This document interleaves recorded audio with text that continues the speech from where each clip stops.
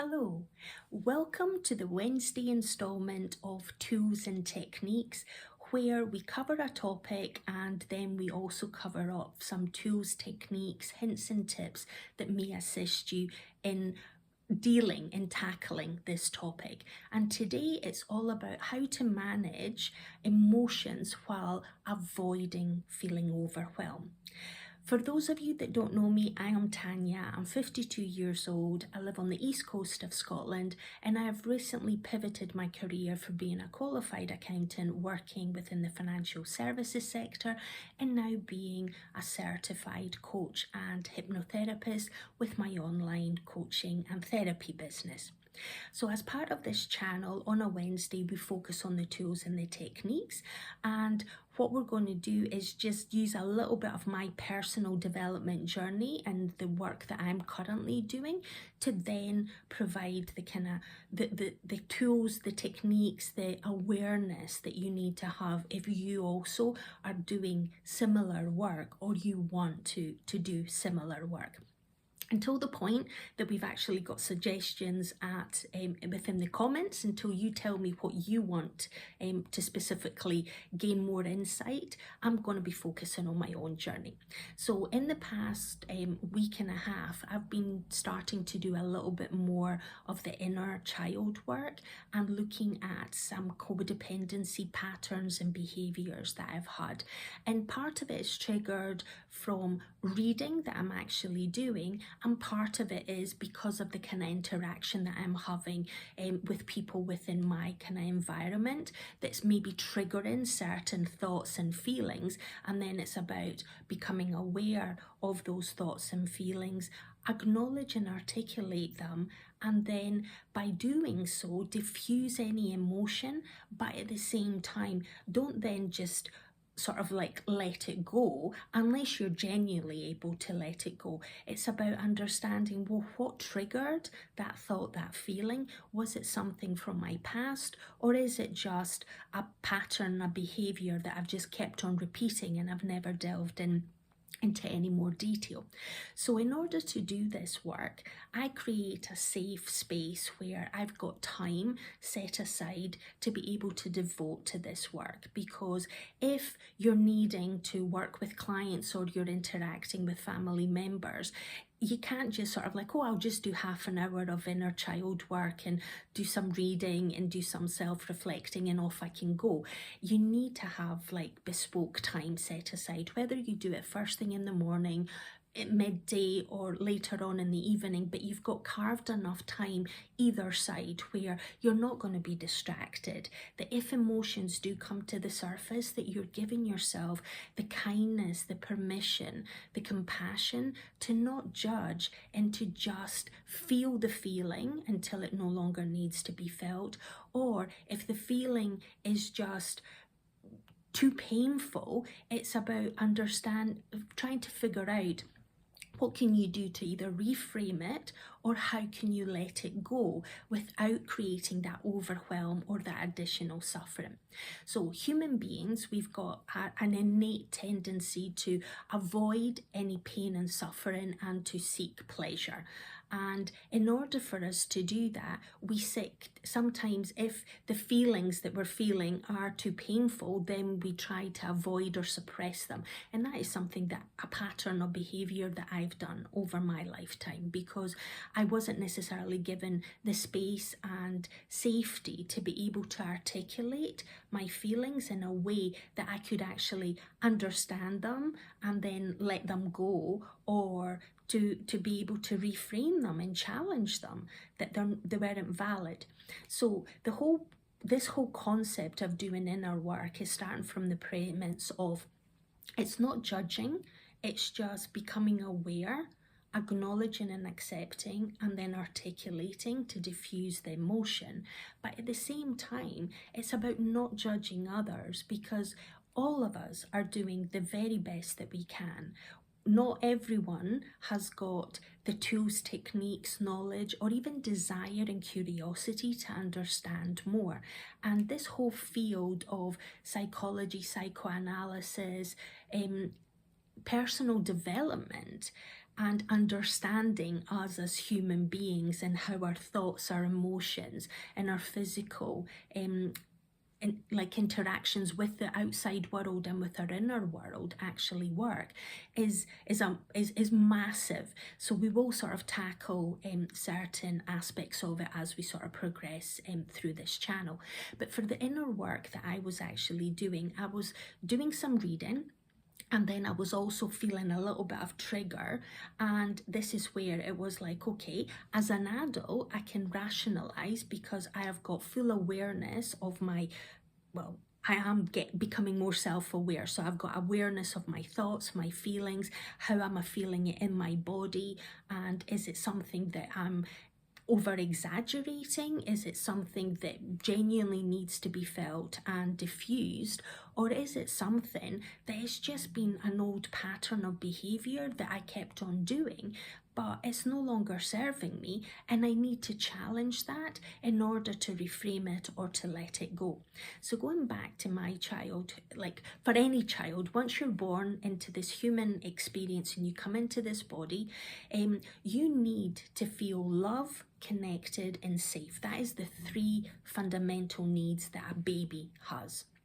Then as you grow up until the age of 7, you actually want to also feel significant. You want to be celebrated. You want to feel that you matter and that your voice is worthy to be heard, that you are worthy to be seen. And in order for you to get that validation, you're seeking this externally. So your caregivers, whether it is your immediate biological parents, your like immediate kind of family unit, and society, education, your neighbours, anyone that you may be interacting over that kind of formative period of being a baby up until the age of 7.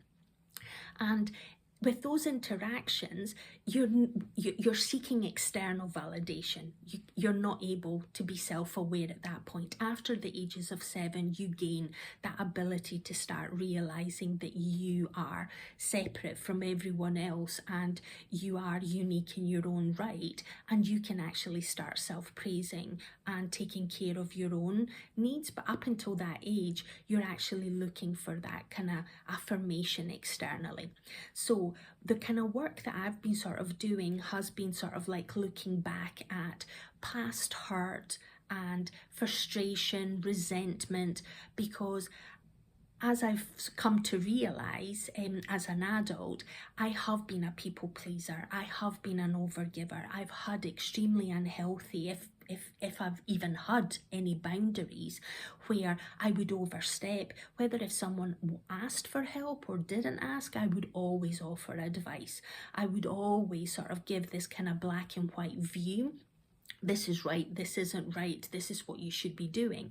And that was overstepping. And what it was actually doing, it was exhausting me, because I was constantly trying to be and do everything for everyone else, but I wasn't taking care of me internally. And as a result, that ends up starting to build kind of frustration, resentment. You start feeling like a martyr, that you're taken advantage of. And in order to diffuse those feelings and sort of like deal with them, you need to go back to the root cause. And the root cause in the majority of cases is something that's happened in your childhood. Now, for me, I've not gone and done hypnosis for these specific things that I've been sort of working over the past couple of weeks. It has been predominantly logical brain, but given myself the space and time to reconnect with my inner child. And I've gone to the 5-year-old Tanya and asked her, what did she need? What is important to her? What did she want? And then sort of like done the kind of rational thinking. Did she actually get that need met? And if not, what can I do now to address that. And this is where some of that kind of resentment, some of that anger, some of that frustration of not being heard, of not being seen, of not being acknowledged for who I was, created these feelings that I wasn't able to articulate because I couldn't be a complaining child. I needed to people please, because unless I people pleased, I wouldn't get that love and connection. And it didn't feel safe for me to be able to articulate my feelings and my thoughts all the time. And this is not about me giving any blame. It's coming from non-judgment, because I appreciate there will be family members watching this and there will be some other relatives. And I know for viewers that are going through this kind of inner child and codependency inner work, you will be having to deal with external people that care about you, but it's not about pointing the finger of blame at them. And as I've mentioned in a previous diary vlog as part of my 30-day challenge, this is where if you point the finger, you're actually pointing one finger up to heaven, God, universe, source, whatever you may believe in, and you're pointing one finger at the person that you're addressing, but then you're pointing 3 fingers back at yourself. So it's for everything that you need to do something. Well, actually, you need to do it 3 times more. So this is about doing the self-development inner work. So for me, it was about sort of tackling some emotions that were starting to surface and sort of asking that inner child, not the adult Tanya that knows and has been doing this work for a few years now, but asking that 5-year-old, what does she need? And in a lot of instances, what she needed was just to be held and to be told that she was unique, that her voice mattered, that what she had to say people would listen to, and not judge, not criticize, just accept for what it was. And then maybe have a dialogue in order to sort of like understand why did she feel and think the way that she did. And doing this work and journaling the information that sort of comes through starts creating some breakthroughs and insights, because as an adult, you tend to want to rationalize everything that, oh yeah, the 5-year-old doesn't need to think and feel that way. But the reality is, because that 5-year-old maybe never got those needs met, then every time something happens in your adult life, it might trigger you to go back to being that 5-year-old. So for me now, it's starting to become more of a kind of routine. When I'm starting to feel something, I'm sort of asking myself, is that something that I'm feeling as an adult, or is it something that I'm feeling as the 5-year-old me? And in some instances, it might be a different kind of age, but the majority of my kind of sort of feelings of suppression have probably occurred at that age of 5, and we'll go through as part of my life story in the Friday kind of sessions what those beliefs and thoughts and patterns ended up being. But for the purposes of this, it's about, in order for you not to feel overwhelmed by your emotions, it's about carving out a safe space where you can actually be alone or be with others, but feel safe to actually share or go inwards, and that you can actually give yourself the time to be able to sit with your feelings, because in a lot of respects, you need to let your feelings to be felt. And what I had done was suppress them, just push them and push them and push them down. They never go, they never leave your body. In some instances, what they might actually do is manifest as symptoms where your body's you start feeling aches or discomfort or pain in your body, or you start forming some form of disease, which is like your body is not at ease. And it's because you're not allowing yourself to function in its holistic ability. And this is where we are a mental, we are a heart-centered, so there is the kind of emotion, and there is the kind of seat of all emotions, which is in your stomach. But it's also about, there's the physical aspects as well. So it's bringing all of those aspects of us together and sort of addressing where there may be some disease or discomfort. And it's about showing kindness and compassion, not rushing through the process. In some instances, it's taking several days for me to process one feeling, one emotion, one incident. And that's totally fine. It's totally acknowledging that we're on this path of self-development, of understanding and becoming more aware of our thoughts, our feelings, our behaviors and patterns, and what can we tweak and adjust. And it just needs to be that small 2mm kind of movement in order for us to feel the progress. It doesn't need to be massive breakthroughs, which you may get at certain instances, but it doesn't have to always be the case. And this is about when you've got that emotion and you understand where it sort of came from, when you try and take away the power of it by sort of like challenging it in terms of, is this always the case? Is it a permanent? Is it a all pervasive kind of feeling or thought? Is it genuinely true? Because a lot of the thoughts that we have are things that we've just, it's a habit. It's just we've always thought that, but we've never challenged it. And this is where if we can actually challenge it and get something that's going to help us and aid us to make improvements, and whether it is that the belief needs to change entirely, or maybe the belief is true but not all the time. It's about then acknowledging, is this one of those times where it actually holds true? And it's about being kind and compassionate and non-judgmental towards yourself and towards the circumstances that prevailed at the time when that emotion may have been created or that thought may have been created in your childhood. So it's about the letting go, is about freeing yourself from that pain and suffering. It's not necessarily about forgiving others for having done or not done something in your past. It's about allowing you to let go of that kind of meaning and the attachment that you've associated with that thought and that feeling. And by letting go of that significant meaning and attachment to it, you'll actually start feeling freer and more kind of complete within yourself, because you are coming from a place of kindness and compassion towards yourself ultimately. In so doing, you're then able to create, like, you're managing your emotions one at a time, but you're giving it the time and space for it to be processed properly, for it to be felt properly, and then you're able to move on, rather than it being, the way that I can sort of, like, the analogy is, you can read a book from start to end in a day. If it's a small enough book and you've got enough time, you can do that. But in order for you to really understand the book, you need time to process, what did that book teach me?